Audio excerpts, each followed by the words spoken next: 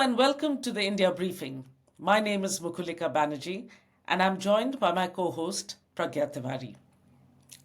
Today we are talking about a story that has dominated the headlines for the last few days. We are talking about India's mega business tycoon being indicted by the United States of America. This is a story that is of interest not just in India and America, but also in many other parts of the world where Gautam Adani has business interests. But before we tell you the story, who is Gautam Adani? Gautam Adani is a first generation tycoon with business interests across the world. His businesses span oil, gas, energy, logistics, ports, infrastructure, mining, cement, airport management, food processing, and weapons. His phenomenal rise has been mired in damaging controversies at home and abroad. He is known to be close to the Indian Prime Minister Narendra Modi, and Mr. Adani has seen his wealth climb 1,225% during the last 10 years, while Mr. Modi has been Prime Minister. Last year, after a report by the US-based short seller Hindenburg accused the group of using offshore tax havens improperly and raised questions about the holding structure and valuation of stocks, the group lost more than 150 billion in combined market value. At that point, Adani was the world's second richest man. The group has recouped some of these losses and now has a combined valuation of 141 billion, with Adani still being one of the world's richest men and Asia's second richest man.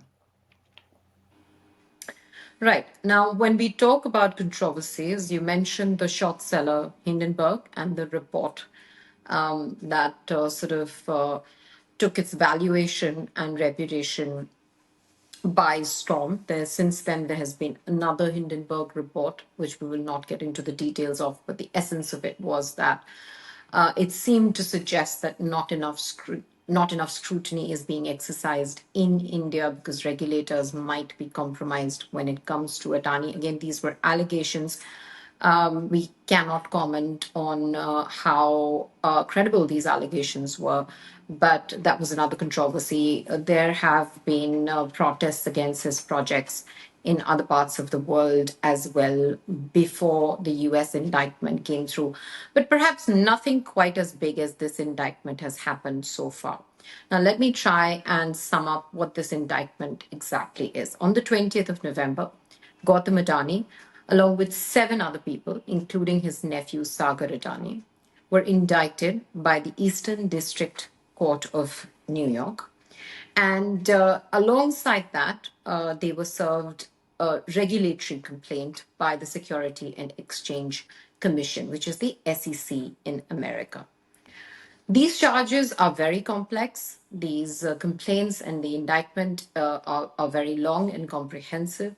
But I'm going to try and give you what the essence of it is in a nutshell. Now, this involves 2 companies primarily. One is Adani Green, which is one of the companies of the Adani Group, and the other is Azure Power, which was a collaborator with Adani Green.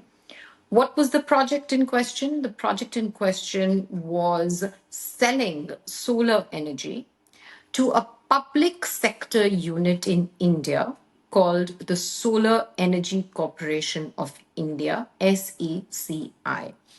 Now, Adani Green and Azure Power entered into a contract to sell solar energy to SECI.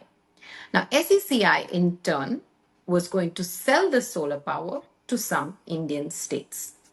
However, the price point at which the Adani company was selling to SECI was so high that the Indian states in question refused to buy at that price point. Now, this endangered the power purchase agreement that SECI had with Adani Green and Azure Power. And the allegations say that this is when a scheme to bribe Indian officials in these states was put together in order to try and prevail upon them to go ahead with the sale at the price point at which Adani Green was going to sell solar power to SECI. So that's the first count of indictment, if you will. They have further also been accused of not being transparent about their practices in the United States. Now, obviously, the first question perhaps is why is the US bringing these charges? Because Adani Green was raising money, funds for this venture, for this project in the United States of America, and Azure Power was listed on the New York Stock Exchange, right? So that's what gives America the locus. And the second charge essentially is that they made it out to be that they had robust anti-corruption practices in place, which was clearly not the case. And finally, they also allege that when investigations were started, the companies did not cooperate, and therefore there was obstruction of justice. Now, this is very loosely what the universe of allegations in this indictment looks like. It is important to bear in mind that not all of the individuals, not all 7 individuals plus Gautam Adani have been charged on all counts. In fact, as the Adani Group has pointed out, Gautam Adani himself and executives of Adani Green and his nephew have not been charged with the more serious counts of FCPA, which is a Foreign Corrupt Practices Act, which is the actual bribery allegation and obstruction of justice. And it is also important to bear in mind that these are simply allegations at this point in time. And as it is with law, all of the individuals are innocent, are to be presumed to be innocent until proven guilty. So this is the sort of lay of the land when it comes to the allegations. Mukulika, could you talk a little bit about how the group, the Adani Group, has responded to this? Yeah, I mean, I should also say, perhaps we should add that the bribery case of the case for having bribed various state governments in India includes a number of non-BJP opposition parties as well. So there is a wide range of political actors in India from different political parties, not just Mr. Modi's BJP, who are implicated in this story. And that's important to Absolutely, remember. absolutely. And another important point that I forgot to mention was that it's the figures are quite staggering. So the accusation is that the bribes tantamounted to over $250 million in amount. Okay, so the Adani Group's response to these charges has been to deny them all. They've pointed out that these claims pertain solely to a specific contract under Adani Green Energy, which accounts for only 10% of the subsidiaries' businesses. So small, but nevertheless significant. The group also clarified that none of its 11 publicly listed companies have been accused or implicated in any illegal activity. The indictment by the US Department of Justice includes 5 counts, right? But as Pragya was saying, that some of these, the first and the fifth counts, the conspiracy to violate FCPA, does not name the 3 directors, the Adanis, Gautam and his nephew, and Mr. Jain. But the statement they put out is worth quoting in full. They said, quote, the ill-founded US action and reckless false reporting have led to significant repercussions for the Indian conglomerate, such as international project cancellations, financial market impact, and sudden examination from strategic partners, investors, and the public, all of, unquote, leading to losses to over $55 billion. So this has been a major hit for the company. Their lawyers have also added that the evidence is not substantial enough, and this is designed to stop India's growth story. A claim echoed by other sympathizers of the group who insist that Adani's challenge to competitors in the US and China has not gone down well. Now, when we read this statement, Mukulika, there are a number of questions that come to mind. The first question, perhaps, is that if Gautam Adani is at the helm of affairs as he is known to be, very hands on, then why has he not been charged with the attempt to bribery, with the bribery? Why have the bribery charges not been brought against him? Is the evidence, in fact, not substantial enough? And could an indictment such as this be politically motivated?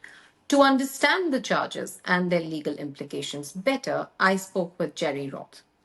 A member of the New York and California bars, Jerry worked in private practice at two major New York firms before becoming an assistant United States attorney there.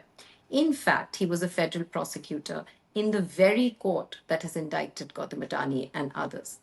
As a federal prosecutor, he has investigated and tried a wide variety of criminal cases, including narcotics, organized crime, and white collar matters involving public and private corruption, and has obtained 2 awards from the Department of Justice. We also spoke with Avi Singh. Avi Singh is a senior advocate specializing in criminal and international law. He is admitted to practice law in California and India and has appeared before international criminal tribunals, including the Special Court for Sierra Leone, the International Criminal Tribunal for Rwanda, the International Criminal Tribunal for the former Yugoslavia, and the International Criminal Court, the ICC. In India, he has a robust practice focusing on white-collar crime. He has also served as the second highest law officer of the state of Delhi. He teaches a course on transnational litigation in Turin, Italy, and has written extensively on questions of law for academic and media publications. He is also Deputy Director of the Institute for the Rule of Law at the International Association of Lawyers, UIA. So we have two guests whose expertise focuses squarely on precisely the kind of issues that this particular case of the indictment of Gautam Adani and others raises. Listen in. Hello and welcome to the India briefing. Jerry, thank you for joining us. It's a pleasure and a privilege to be speaking with you. As a former federal prosecutor, in fact, from the very court that has issued these indictments, you're very well placed to help us make sense of these charges that are very, very complex. But I'm going to start by asking you a very fundamental question. Gautam Adani, as well as several others who've been indicted alongside him, are Indian businessmen. They're Indian citizens. So on what grounds has the United States of America brought these charges? Well, it's a delight to be here. Thank you so much for inviting me. I think the answer to that question is pretty simple. Gautam Adani actually participated, approved, and was involved, at least according to the indictment. And of course, I have no special insight into whether the indictment allegations are true. But according to the indictment, he was involved in the solicitation of funds through the sale of bonds that were sold throughout the world, but also in the United States, and also borrowed money through loan participations that were involved in the United States. And the allegation is that the materials that were used to obtain those funds, including from U.S. investors in the United States, were false, because he represented and the company represented that they were not involved in bribery. And at least, again, according to the indictment, he and his fellow executives were involved in corruption and bribery. And therefore, as protection of the U.S. investment, the integrity of the U.S. investment system, the indictment alleges securities fraud and wire fraud based on those transactions. So you've read the indictment, Jerry, and I wonder what you make of the charges, the seriousness of the charges, the structuring of the charges, and the evidence that has been shared so far. So I do have a particular view about it, if I may share it. The charges are serious. The allegations of bribery are quite extensive. The amounts involved are enormous in the scheme of indictments that I'm familiar with. With respect to bribery, these are at the top level in terms of the amounts of money that are being discussed. The interesting issue for me is that while Mr. Adani is alleged to have been involved in the bribery, he is not charged with the bribery. And I think anyone reading the indictment would be surprised by that or would stumble over that fact. It's kind of a oddity, I would say, with respect to the indictment, since he is alleged to have been part of the conspiracy and, in fact, to have been leading it in many senses and had to have participated directly. But I have a theory about why I think it's set up in this way. And a couple of years ago, the court in New York, the appellate court that oversees these courts, issued an important decision that I think will be important for this case, and it's called the Hoskins decision.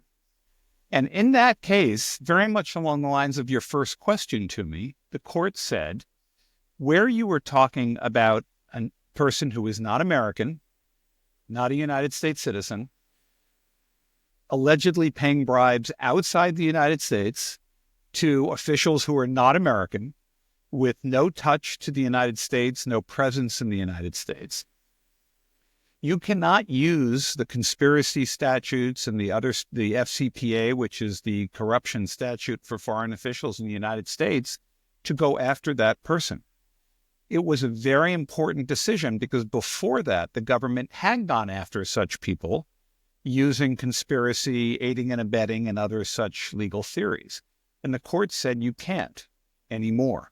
That court controls this court because this is in New York and out of the Brooklyn Federal Court, as you know, in the Eastern District of New York, where I used to be a prosecutor. So what I picture is the prosecutors quite frustrated that they had this strong evidence, at least according to the indictment, that Mr. Adani was involved in this bribery scheme.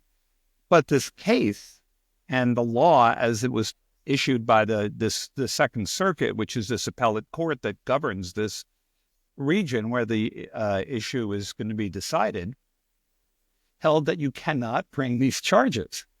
So, because he is not affiliated with the United States in any way. The other company that was allegedly involved in these bribes is an American issuer. That is to say, it's traded on the stock exchange. It's not named, but based on the SEC complaint, it looks like it's a company called Azure, Azure. That company's executives are charged with the bribery.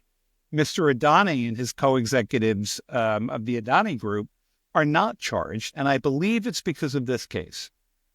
And so this is faced with, this is a very crucial point that you've picked up on because, in fact, the Adani Group has issued a statement as well as lawyers in India who have represented Gautam Adani before have, in fact, issued this very statement saying that he and his nephew are not charged on counts 1 and 5, which is obstruction of justice and the actual bribery itself. And like you say, it's an unusual gap in the indictment, if you will. But now that you put it in perspective, it makes a lot more sense. But Jerry, I also wonder, is there anything that strikes you as unusual, as someone who has seen business as usual in this space? Is there anything unusual about this indictment? And I'll tell you why I'm asking you this question. Sympathizers of Gautam Adani and his group have been sort of insinuating that the rise of the Adani businesses and business interests across the world have threatened competitors in the US, competitors in China, and that has not gone down well with them. While, of course, like you said, you have no special knowledge, you've not been privy to the reasoning behind the timing and the nature of this indictment. What perhaps you could tell us about is how these indictments typically work. Could there be political, geopolitical, and ideological underpinnings to indictments such as this? So in answer to the first part of your question, I think there are a few things that are unusual. One is the use of the securities fraud as opposed to the federal corruption, corruption statute, as we talked about. There is a little lack of specificity in the complaint, in the indictment, that you typically see. You see specific bribes paid to particular people on particular days. While there's reference here to some of that, there's not a lot. So it's a little vaguer, I would say, than most indictments of this sort. And I was surprised also that the companies were not named. This is simply against the individuals. Typically, these cases run against the companies as well as the individuals. There may be a reason for that I'm not aware of, but I found those things somewhat unusual. That said, I do not see this, at least from my perspective, as a politically motivated indictment. The companies that have been charged with this type of offense, with bribery and corruption, range from American companies to European companies to Russian companies to Asian companies, companies you've heard of, well-known companies, Goldman Sachs, Siemens, companies that you know well, that have been charged with this kind of violation. I don't believe those are politically driven, and I have no reason to think this is politically driven. And to be honest, if I were a prosecutor and had this kind of evidence, at least the kind of evidence they've recited here, with literal charts of individuals that are to be paid bribes in order to obtain these, in order to have them purchase the contracts that were necessary for the company's project to go forward, I would imagine a prosecutor would work very hard to bring the case, figure out a way to get around the Hoskins decision. And that's what they've done by using the securities law. I don't see indicia, from my perspective, of this being a politically motivated case. So you spoke about the Hoskins decision, but the Foreign Corrupt Practices Act, the FCPA, which is involved in this indictment, has come under some criticism in the USFA. In fact, President-elect Trump, in another context, has also criticized it. I wonder what you make of these criticisms. So it's a great question, and I was thinking about it before we spoke, and it's really important to remember that the criticisms of the statute, come from two 180 degrees opposed positions. So many around the world believe that the FCPA is too aggressive in terms of going after foreign defendants and companies. Who is the United States to go charge these individuals around the world? It seems like an aggressive, kind of almost domineering U.S. exertion of their exercise of jurisdiction that goes beyond the reasonable bounds. President Trump's criticism over the years of this statute comes at it from a completely different angle. He is upset on behalf of American companies. He feels that this statute, which prohibits paying bribes to foreign officials, is putting American companies at a disadvantage because they don't get to pay the same bribes and get the business that results from those bribes that other companies not subject to the FCPA with no tie to the United States get to do. And he has talked about it as a competitive disadvantage from that perspective, from the perspective of Americans being charged with this crime and therefore losing out on the opportunity to get the business that you might get from making these payments. These are two completely opposed criticisms. So I think you have to be careful. Yes, there has been criticism around the world about this statute, but from the perspective that it seems like it's going after foreign companies and it seems like an an extreme exertion of American jurisdiction.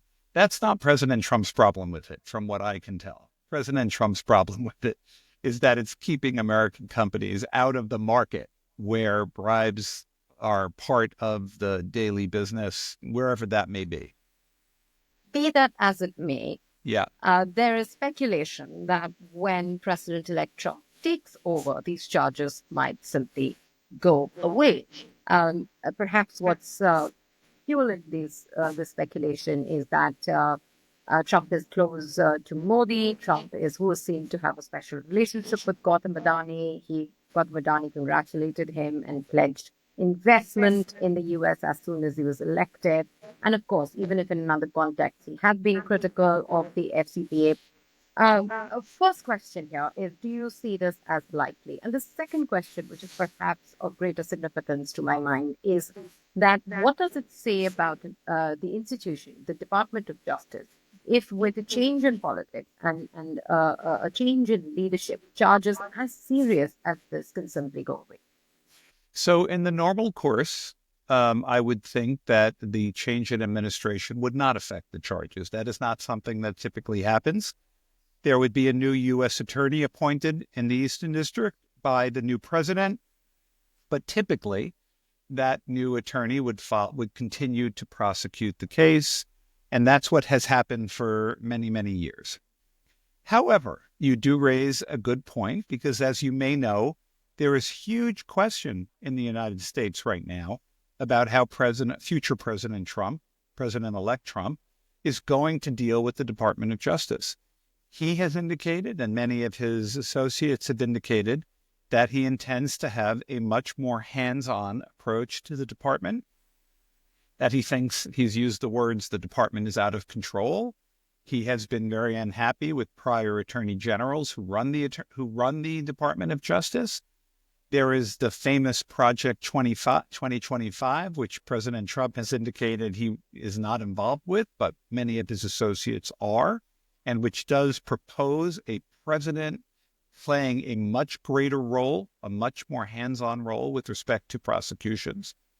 So it may well be that President Trump will feel that he is, that it is appropriate, that he has the power to come into this prosecution, and if he thinks it is wrongheaded, if he thinks it's not warranted, if he thinks that that the evidence doesn't support the charges, whatever he might think, if he thinks it's not good for the United States for this prosecution to go forward, it is conceivable that he might take action to quash the prosecution. But if he does that, it will be an extraordinary change in how our Department of Justice has typically worked and how these prosecutions typically work. That would be extremely unusual. Prior presidents have taken a step back from prosecutions that have been brought by the DOJ and do not get involved. They're not even, the norm is for them not even to discuss the prosecution with the Department of Justice, much less kibosh it, because they didn't think it was warranted. We're all, the whole legal community, and I might say all of America, is waiting to see what President Trump's attitude towards the Department of Justice will be. And this case may fit within that, that bigger picture. Well, if the charges do go away from our perspective, one can, say with some certainty that there will be a pound of flesh that will be extracted in return, and perhaps that will be from the Adani Group, and perhaps that will be from India itself. So that remains to be seen. All of this is speculative at this point in time. But say the charges stick, say the prosecution progresses.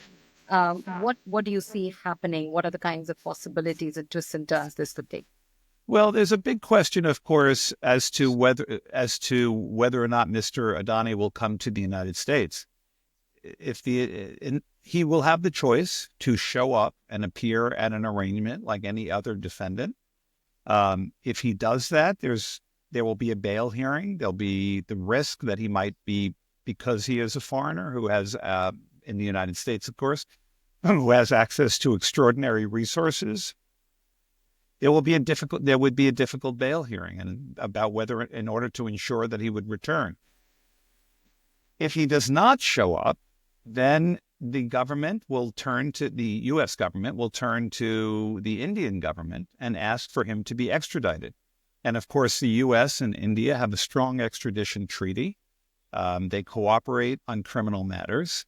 And it will be up to the Indian prosecutors and the Indian government to pursue extradition of Mr. Adani. And typically, that involves court proceedings in your country, in India, appeals of whatever decision are made, and it can take not only months, but years. There was a recent case that is very well known in the United States of Michael Lynch, who was an executive of the company called Autonomy, was indicted in San Francisco, where I live. And he is one of the wealthiest men in the UK. And he refused to come to the United States to appear. And the extradition proceedings in the UK took almost a decade. And finally, the UK courts, after many appeals and many proceedings, decided to send him back require him to appear in the United States, and that's what happened. He happened to then go on, be tried, and was acquitted, found not guilty, and then tragically died in an unrelated accident a month after his acquittal. But that is an example, and a recent one, and one that I think is in a lot of American lawyers' minds, of how this could play out if Mr. Adani chooses to fight the possibility of coming to the United States. Well, thank you so much, Jerry. Most grateful for your time, most grateful for your perspective. We'll be following this story and can't promise that we won't bother you again with some questions very soon on this. Thank you. Happy to assist. Absolutely. It was my pleasure. Welcome to the India briefing, Avi. Thank you for speaking with us. You just heard Jerry Roth talk about the indictment against Gautam Adani and 7 others. And one of the things that he was talking about is the criticism within the United States of America of the Foreign Corrupt Practices Act. As someone who teaches transnational litigation and who's involved with many white collar crime cases that have cross border implications, I wonder what you make of the FCPA. Do you think it's an overreach as well? Thank you for having me. Yes, the question is very pertinent. And the issue of FCPA and a host of other US regulations, and I've taught this quite a bit, have basically imposed on the world what could be called Lex Americana.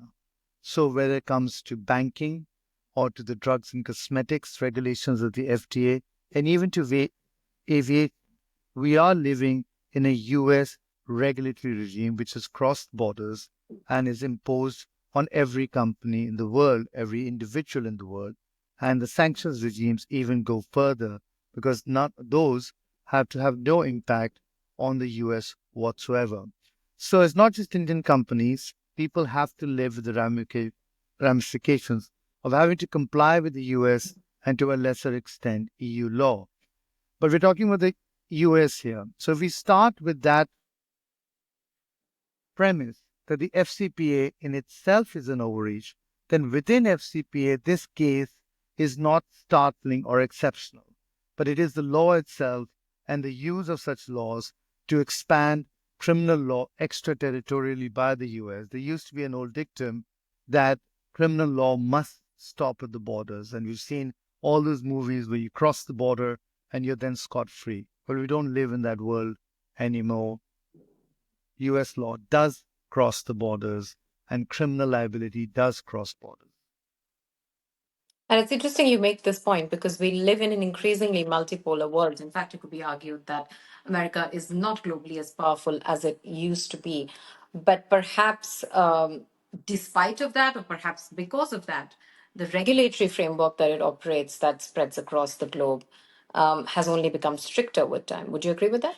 Yes, I mean, it is perhaps a reflection of a more unipolar world after the fall of the Soviet Union and the expansion of US extraterritoriality and the dominance of the dollar, which allowed these kind of transactions. And of course, things like the UN Convention Against Corruption have added to the extraterritoriality by making binding obligations in every country, including FATF, which leads us down this path of allowing countries to look at what's happening in other countries. So yes, perhaps there will be a withdrawal. There is talk about less reliance on the dollars. Certainly, countries which are facing the brunt of sanctions, for instance, Russia, at the recent BRICS summit, did propose a sort of BRICS trading currency, but very, very far from that reality coming to fruition. Right. As someone who does teach transnational litigation and also practices, your practice is also very connected with transnational law and international law. I was wondering how you view a case like this, perhaps as an example of the promise and pitfalls of transnational litigation, particularly when it comes to prosecuting corporate crime. Well, we live in a very complex multi-jurisdictional world, and multinational corporations have to comply with many, many jurisdictions.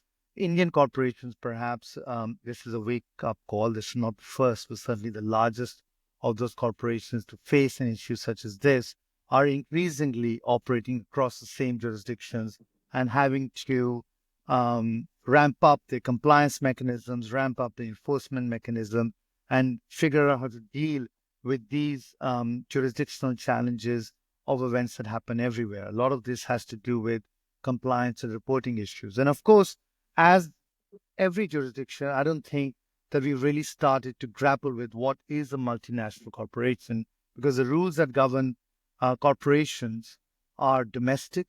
The international sort of regimes that cover behavior towards corporations of other countries are more than 100 years old at the very least. So, and we really don't have any international or transnational treaty on how multinational corporations have to be dealt.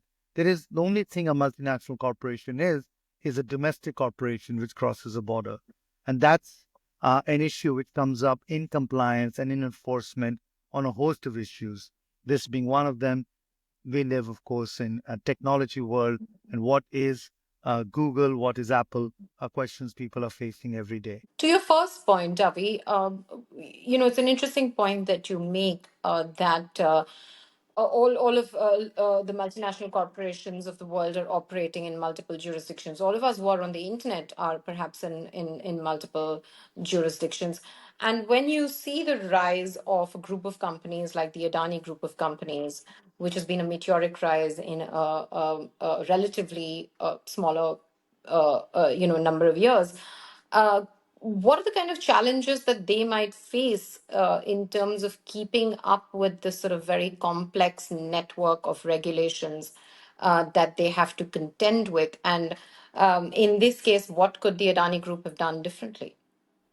But certainly, as I mentioned earlier, compliance and mitigation in Indian law and in US law is a big factor in how companies can deal with regulatory challenges. So making sure that you have compliance mechanisms which deal with every single jurisdiction. Now, this is expensive, it's complex, and it requires very strict corporate governance controls, which has been an issue which has been flagged with Adani before. But it's also a sort of a collateral consequence, perhaps, of very fast growth, very fast expansion across multiple jurisdictions. And also, what is Adani today? Is it an Indian corporation? Well, certainly a big chunk of it is, but it operates through subsidiaries, through holding companies in Mauritius, in Australia, in the US. Two of the companies charged here are US and Canadian corporations. So we're really dealing with even the nationality, and I use the word very sparingly, of the companies involved in themselves, not just being Indian. Right. Now, we have said this earlier in this podcast that at this point of course, these are simply allegations, but and we don't know how these are going to progress. A possibility is that the US might ask India to cooperate with investigations. It might ask India for help with extradition if Gautam Adani and other executives do not show up for hearings in the United States of America. Could you take us through that possibility and what its ramifications might be?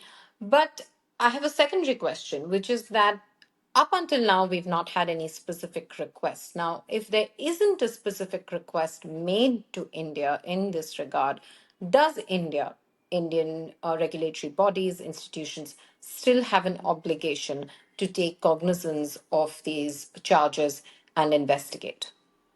So there are really two aspects to that question. One, of course, is the US using the existing mutual legal assistance treaties to request assistance, whether it is for evidence, because remember, the predicate offense, one can call it that, of allegation of bribery is in India, and that needs to be proven even in an FCPA.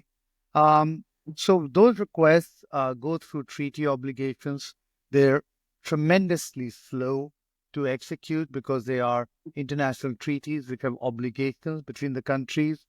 For instance, in a case I've been involved in, it took 8 years for the US to cooperate to serve a summons from an Indian court onto Dow. Sorry, this was the Bhopal gas tragedy Yes, case, right? Where absolutely. And in where fact, a U.S. corporation was involved in had a criminal case ongoing in India. And that's the example that you're Yes, giving. that is absolutely it. And Dow finally paid in Indian courts after 9 years of that going through. And in fact, Dow is another example of this because Dow was in fact charged with FCPA in the US for bribery in India of Indian officials, and no action was consequently taken or no investigation was done in India subsequent to that. Now, that's a request for assistance. With regard to information of an offense, the Indian law is very clear. The Prevention of Corruption Act is very clear. The BNSS is very clear. When credible information is received, and of course, if evidence is received, that threshold goes up, you must at least do a preliminary inquiry. Now, when is that triggered? Does it come in when you have a news report? In some cases, it has been that. Is it triggered when you receive official information? In many cases, that is the threshold. That'll have to be determined. But our law is very consistent, as interpreted by the Supreme Court of India in Lalita Kumari, that if credible information is received, you must, at the very minimum, inquire. And I must say that this is where it comes back to circle back to your first question on the overreach. The offense, as alleged, has occurred in particular Indian states because we don't have completely federal jurisdiction, we have state jurisdictions, and it is those states which should rightfully inquire and investigate as to the reliability and credibility of those allegations, and they must answer. It should be determined by US law enforcement and US courts whether Indian officials were bribed by a Canadian, Indian, or Mauritius company. Excellent. Thank you so much for taking the time out, Avi, and thank you for speaking with us. Thank you for having me. Bye bye. So that's all we have on this subject for now, but we will be covering it in more detail in our next episode. As always, please like, subscribe, and support us, and don't forget to tune in for the next episode on this particular story.